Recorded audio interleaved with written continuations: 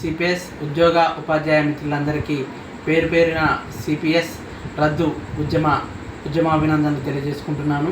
నేను మీ లక్కపక్క ప్రవీణ్ కుమార్, తెలంగాణ రాష్ట్ర contributory pension scheme employees union Suryapet జిల్లా అధ్యక్షుడిని.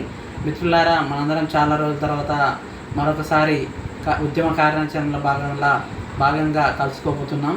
మిత్రులారా, 2023 డిసెంబర్లో కాంగ్రెస్ ప్రభుత్వం వచ్చినప్పటి నుంచి ఇప్పటికీ 2.5 సంవత్సరాలు పూర్తయినవి.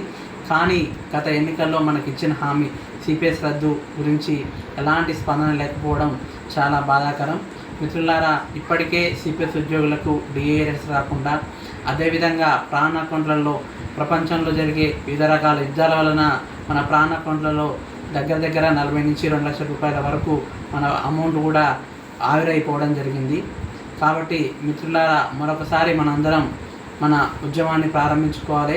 విధిగా ప్రతి ఒక్క సిపిఎస్ ఉద్యోగి సిపిఎస్ రద్దు ఉద్యమ కార్యక్రమాలలో పాల్గొనవలసిందిగా మీ అందరికీ విజ్ఞప్తి చేస్తున్నాను. మిత్రులారా, డిఏఆర్ఎస్ విషయంలో కూడా మనకు గత 3 సంవత్సరాల నుంచి డిఏఆర్ఎస్ కూడా రావలేదు.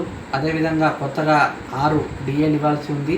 పిఆర్సీ గడువు దాటి కూడా 3 సంవత్సరాలు దాటి ఈ రోజుతో 4 సంవత్సరాలకు వచ్చింది. కాబట్టి ఖచ్చితంగా మన సిపిఎస్ రద్దు హామీని ప్రభుత్వం నిలబెట్టుకునే విధంగా మన కార్యాచరణ ఉండబోతుంది. కాబట్టి ఈ జూలై నెలలో మన రాష్ట్ర అధ్యక్షులు గంగాపురం సిద్ధప్రజ్ఞ గారి ఆధ్వర్యంలో సిపిఎస్ ఉద్యోగుల జనజాగరణ యాత్ర ప్రారంభం కాబోతుంది. మిత్రులారా, అందులో భాగంగా మన సూర్యాపేట జిల్లాలో సూర్యాపేట, అదేవిధంగా కోదాడ, జూన్నగర్లలో సిపిఎస్ జనజాగరణ యాత్ర జరగబోతుంది. కాబట్టి ఈ 3 కాన్స్టిట్యున్సీలలో ఉన్న సిపిఎస్ మిత్రులందరూ ఆ కార్యక్రమాల్లో పాల్గొని మనకు సిపిఎస్ రద్దు అనేది మనకు ఏకైక లక్ష్యమని ప్రభుత్వానికి తెలియజేయాల్సిందిగా మీ అందరికీ విజ్ఞప్తి చేస్తున్నాం. మిత్రులారా, అదేవిధంగా ఈ మధ్యకాలంలో చూసినట్లయితే ఎంప్లాయీ హెల్త్ స్కీమ్ కూడా రావడం జరిగింది.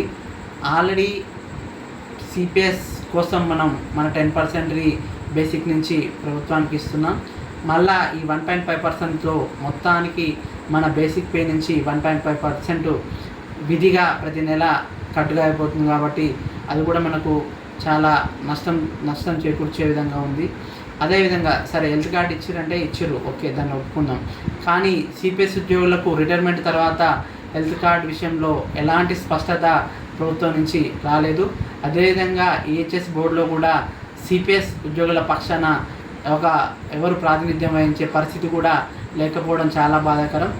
మనం 61 సంవత్సరాల తర్వాత మనం రిటైర్ అయిన తర్వాత సరిగ్గా మనం వృద్ధాప్యంలో ప్రవేశించే ముందర మనకు హెల్త్ కార్డు లేకపోవడం చాలా బాధాకరం. అప్పటికే అదేవిధంగా ఈ మధ్యకాలంలో 2004 తర్వాత ఉద్యోగంలో ఎక్కి ఈ మధ్యకాలంలో రిటైర్ అయిన ఒక ప్రభుత్వ ఉపాధ్యాయుడు 64,000 బేసిక్తో రిటైర్ అవ్వడం జరిగింది. అతనికి ప్రస్తుతం వస్తున్న పెన్షన్ 5,200 రూపాయలు. మిత్రులారా, అంటే 5,200 రూపాయలతోటి ఇప్పుడున్న రేట్లకు, ఇప్పుడున్న ఖర్చులకి, ఇప్పుడున్న వైద్య ఖర్చులకి 5,200తో బతకడం అనేది చాలా బాధాకరం. కాబట్టి ఆ దిశగా మనందరం ఆలోచించాలి. ఎందుకంటే మనం ఉద్యోగం చేస్తున్నంతసేపు మనకు డబ్బులు వస్తున్నాయి కాబట్టి మనకు అర్థం కావట్లేదు. కానీ ఒక్కసారి మనం రిటైర్ అయినట్లయితే మన జీవితం అల్లకల్లోలం కాబోతుంది. మిత్రులారా, కాబట్టి మనం ముందుగానే దాని నుంచి విముక్తి పొందాలంటే ఖచ్చితంగా మనకు సిపిఎస్ రద్దు కావాలి. సిపిఎస్ రద్దు ఉద్యమంలో మనందరం పాల్గొనాలి. ఎందుకంటే అందరం బాధితులం కాబట్టి ఖచ్చితంగా అందరం మనం ఆ దిశగా ప్రయత్నం చేయాలి. మనం ఫలితం సాధించడంలో వెనుకో ముందు కావచ్చు, కానీ ప్రయత్నించడంలో మనం ఎప్పుడు కూడా ఫెయిల్ కావద్దని మీ అందరికీ తెలియజేస్తున్నాం. మిత్రులారా, కాబట్టి ఈ నెల జూలైలో జరగబోతున్న టీఎస్సిపిఎస్యు జనజాగరణ యాత్రలో మీ అందరూ పాల్గొనాలని మీ అందరికీ పేరున కోరుకుంటున్నాను. రాష్ట్ర వ్యాప్తంగా ఉన్న 2,60,000 మంది సిపిఎస్ ఉద్యోగుల్ని టీఎస్సిపిఎస్యు సంఘం కలవబోతుంది. ఎందుకంటే సంఘాల పరంగా, భావజాలాల పరంగా, సిద్ధాంతాల పరంగా మనందరం వేరువేరు సంఘాల్లో, వేరువేరు మాతృ సంఘాల్లో ఉండొచ్చు. కానీ సిపిఎస్ రద్దు విషయానికి వస్తే మాత్రం మనందరం ఏకతాటిపైకి రావాల్సిందే, ఏకతాటిగా మనందరం కొట్లాడాల్సిందే. అప్పుడు మాత్రమే మనం ఓపీఎస్ ఫలాలను అందుకుంటాం. మిత్రులారా, కాబట్టి నా మాతృ సంఘం వేరు, వేరే వాళ్ళ మాతృ సంఘం వేరు అని అస్సలు అనుకోవద్దు. మనందరం సిపిఎస్ బాధితులు.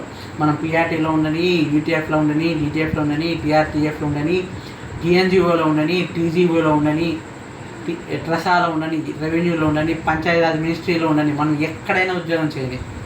కానీ సిపిఎస్ రద్దు అనే మాట వస్తే మాత్రం మనమందరం ఐకమత్యంగా ఉండాలి. సిపిఎస్ రద్దు సంబంధించిన కార్యక్రమాల్లో మనందరం విధిగా పాల్గొనాలి. ఎందుకంటే మనకి ఇప్పుడు అర్థం కాకపోవచ్చు, కానీ తర్వాత మన జీవితం అగమ్య గోచరం అవుతుంది. కాబట్టి మనం ముందే కళ్ళు తెరిచి సిపిఎస్ రద్దు ఉద్యమాలలో మనందరం విధిగా పాల్గొనాలి. సూర్యాపేటలో జరిగే జనజాగరణ యాత్రను మీరందరూ ఖచ్చితంగా విజయవంతం చేస్తారని, అతి త్వరలో మనం సిపిఎస్ రద్దు పోయి మన రాష్ట్రంలో ఓపీఎస్ రావాలని, మన అందరం మన ఫ్యామిలీలతోటి రిటైర్మెంట్ తర్వాత హ్యాపీగా ఉండాలని మీ అందరికీ నేను మరొకసారి విజ్ఞప్తి చేస్తున్నాను. ఈ నెలలో జూలై నెలలో సూర్యాపేట, కోదాడ, హుజూర్నగర్లో జనజాగరణ యాత్ర ఎప్పుడున్నా కూడా ఖచ్చితంగా ఆ డేట్స్ నేను మీకు త్వరలో తెలియజేస్తాను. ఆ రోజు ఖచ్చితంగా సూర్యాపేట కాన్స్టిట్యున్సీలో ఉన్న సిపిఎస్ ఉద్యోగులు కానీ, కోదాడలో ఉన్న సిపిఎస్ ఉద్యోగులు కానీ, హుజూర్నగర్ కాన్స్టిట్యున్సీలో ఉన్న సిపిఎస్ ఉద్యోగులు కూడా తప్పకుండా జనజాగరణ యాత్రలో పాల్గొని మన అందరం ఐకమత్యంగా ఉన్నామని ప్రభుత్వానికి తెలియజేయవలసిందిగా మీ అందరికీ విజ్ఞప్తి చేస్తున్నాం. మిత్రులారా, ఖచ్చితంగా మీరందరూ సిపిఎస్ రద్దు ఉద్యమ కార్యక్రమాలలో పాల్గొనాలి. సిపిఎస్ రద్దయి మన జీవితాలలో ఓపీఎస్ రావాలని మనస్ఫూర్తిగా కోరుకుంటూ అందరికీ పేరు పేరున మరొకసారి తెలంగాణ రాష్ట్ర contributory pension scheme employees union పక్షాన మీ అందరికీ విజ్ఞప్తి చేస్తున్నాను.